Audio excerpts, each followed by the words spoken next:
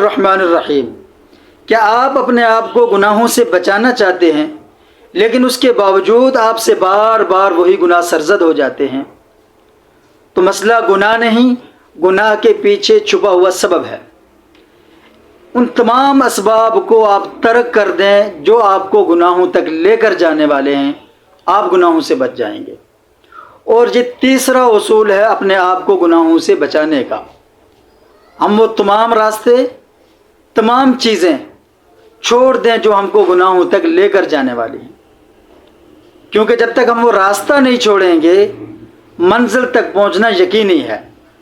ایک شخص اگر کسی راستے کا انتخاب کرتا ہے، اس کے اوپر وہ آہستہ آہستہ چلنا شروع کرتا ہے تو منزل پر پہنچنا یقینی ہے۔ اسی طرح اگر کوئی شخص گناہ کے سبب کو اختیار کرتا ہے تو گناہ کے اندر مبتلا ہونا بھی ضروری ہے، وہ اس گناہ کے اندر مبتلا ہو کر رہے گا۔ ایسا ممکن نہیں کہ کسی شخص نے گناہ کے سبب کو تو اختیار کیا ہو لیکن وہ گناہ سے بچ گیا ہو۔ ایسے لوگوں کو انگلیوں پر گنا جا سکتا ہے جنہوں نے گناہ کے سبب کو اختیار کیا، جب گناہ تک پہنچے اللہ کا خوف دل میں آیا اور وہ پیچھے ہٹ گئے۔ اس لیے اگر ہم چاہتے ہیں کہ ہم گناہوں سے بچ جائیں تو اس کے لیے سب سے آسان طریقہ یہ ہے کہ ہم گناہوں کے اسباب کو چھوڑ دیں، گناہوں کے اسباب کو ترک کر دیں۔ کوئی بھی گناہ اچانک نہیں ہوتا بلکہ اس سے پہلے اس کے اسباب جمع ہوتے ہیں، انسان وہ اسباب اختیار کرتا ہے اور وہی اسباب آہستہ آہستہ انسان کو گناہوں تک لے کر جاتے ہیں۔ اور دور حاضر میں وہ اسباب کیا ہیں؟ یہ اسمارٹ فون، سوشل میڈیا کا بے جا استعمال، تنہائی میں گناہوں کے مواقع، برے لوگوں کی صحبت۔ آپ یقین مانیں کہ گرد و نواح کے اندر جتنے بھی گناہ ہو رہے ہیں ان تمام کے اسباب کو اگر دیکھا جائے تو یہی سارے ذرائع اس کے پیچھے کار فرما ہوں گے۔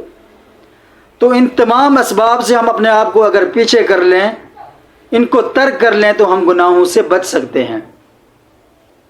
اور یاد رکھیں، جب بھی ہم سے کوئی گناہ ہو جائے تو وہاں صرف افسوس نہیں کرنا، افسوس کے ساتھ ساتھ دو چار قدم پیچھے ہٹیں، اپنے آپ سے سوال کریں، اپنے آپ سے پوچھیں کہ میں اس مقام پر کیوں کھڑا ہوں، مجھ سے یہ گناہ کیوں ہوا ہے۔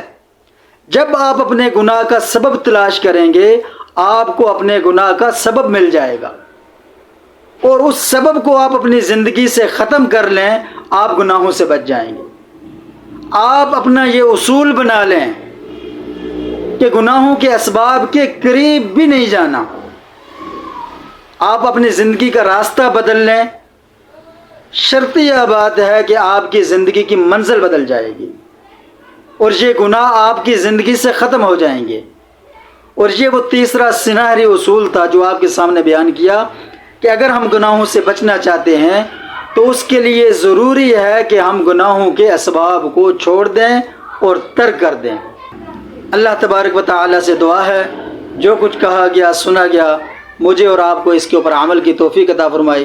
جزاکم اللہ خیرہ۔